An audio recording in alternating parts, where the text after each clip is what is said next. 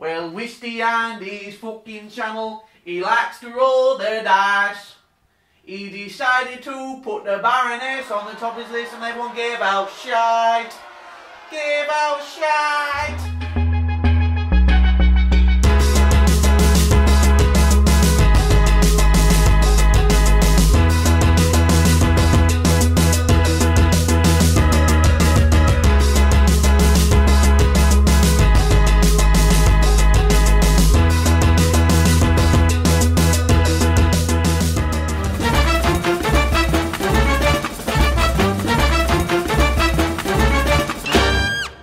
So I changed my name. It was this. Now it's this. I'm still finding my feet here, don't kill me. There's a few things I learned from my last Cuphead video. One thing was that the Baroness is a lot easier than I made it out to be. And that I'm a fucking shit for putting it at number 1 on my hardest bosses list. The other was that it's hard to really say one boss is more difficult than another. Looking at most of your comments, there's such a wide range and diversity in the bosses that you listed.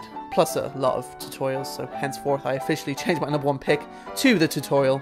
Did I do good, Papa? This list won't focus on how hard the bosses are, but how inventive and fun they were to play. I've already said the Devil was my favourite boss, so I feel it's reluctant to actually rank them here. So here are, in no particular order, 5 of my favourite bosses in Cuphead.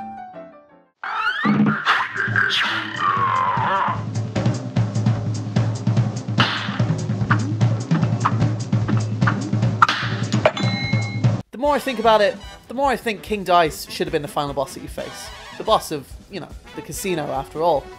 Although I am happy with how the game played out and ended, I have a number of alternate, ideal ways that the game could have ended. First thing, what if we have the King Dice battle, but with the Devil? It plays out exactly the same way that the King Dice battle did, and then like hopping from that into the Devil battle. Just having the whole thing as one big boss fight. That would have been insanely difficult, but you would need to have masterful skill in every aspect of gameplay. And the satisfaction which the gameplay is known best for would have been absolutely insane. It would have been such a good note to end it on. Second thing, what if the Devil is actually lurking backstage and you don't actually fight him in this game? And he comes up in the second game as the final boss. You know, what if you're only dealing with King Dice directly? And, you know, let's face it, King Dice was pumped up, I thought, a lot more than the Devil, especially with his die houses. He has his own theme tune, for Christ's sake. The Devil doesn't have a theme tune. He's so shit, he doesn't have a fucking theme tune, lad. Here's another wild idea. What if King Dice is actually the one pulling the strings? It turns out he's like fucking that guy that Samuel L. Jackson plays in Django Unchained, and he's actually kind of controlling things backstage. That would have been a mad twist. So you fight the Devil, and then King Dice comes out as like, now you're gonna fight me! Ah! Either way, I think that far more difficult battle should have been at the end, whatever form it took. This is one of the few battles in the game that really breaks the mold and adds an extra element of the gamble to the mix. It's super hard though, as you can probably imagine, but oh my god, the satisfaction of beating it is one of the best things about this game. It's the reason you keep going, you keep grinding. Real satisfaction. Unlike for that, you know, that other game where you play 40 hours to get a fucking hand-waving emote, you greedy bastards! It adds a new gameplay element, a new challenge, plus a bunch of creative mini-bosses to boot. Definitely worthy of a mention. A great slam and then some. Here goes. The first entry on this list that's got a bit of humour, even if, you know, a bit dark. This boss wasn't too hard, just hug the left of the screen, parry when possible, dodge feathers by going mini, watch out for the eggs, and switch to bombs for the final stage. Piece of cake. This was also one of the bosses that really took a lot of inspiration from 30s cartoons, particularly the subtle elements like the idle animations. Plus, I love the music for the stage in particular. You start off by fighting a living cuckoo clock. Funny, right? Then you kill him, and out pops his son.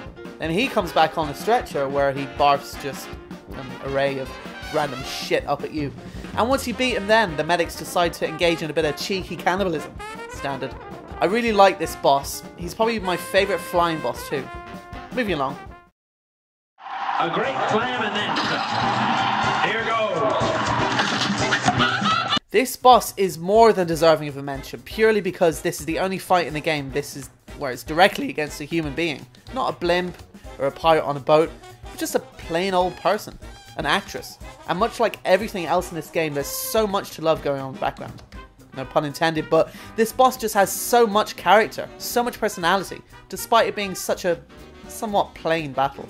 The whole thing plays out, again no pun intended, like a stage play, with each stage taking on different scenes, as well as different stage play styles echoing old vaudeville acts, as well as some even older styles. It's not the hardest boss either, but I happily went and watched it over again to check out everything going on in the background. And there was actually quite a lot I missed when I was playing it. This is good, you know? It's good! Here's a real high-class bout. And begin! Now I know this is technically a string of mini-bosses, but come on, let's face it, it's a boss battle. Let's just call it a boss battle. They're all part of the one train too, right? At the time, I hated this boss and wanted nothing more than to be done with it. But looking back, I can't help but be amazed at the mechanics involved and the amount of work needed to clear it. We've had parrying and platforming up to this point plenty, but nothing like this where the two mechanics are combined so effectively. You're limited to this extremely narrow space and you need to be able to parry perfectly to get out of the way and to win. Plus you have these pumpkins dropping shit that adds a whole other layer to the challenge. It may not be particularly jaw-dropping to the eye and ear, but this boss has so much substance over style, and that has to be noticed. This match will get red hot. And begin!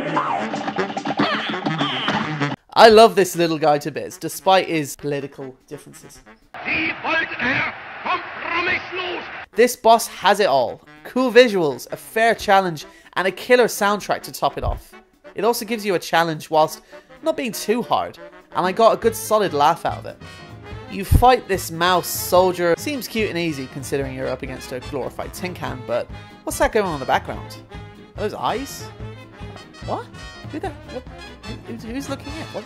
Oh, fucking hell, it's Tom! This totally got me.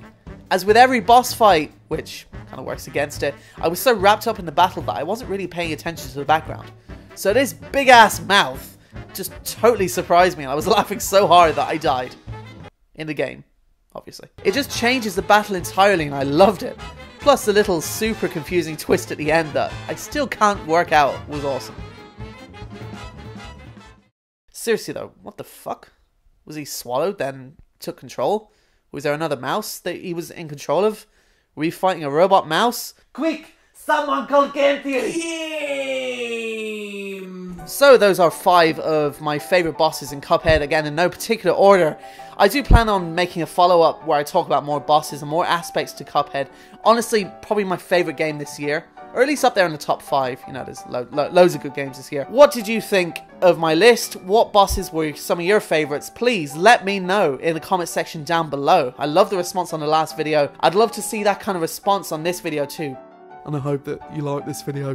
1 like equals 1 grey hoodie that I have in my room. You can't fucking do that. You gotta aim higher, lad. Alright, 2 likes, 2 subscribe.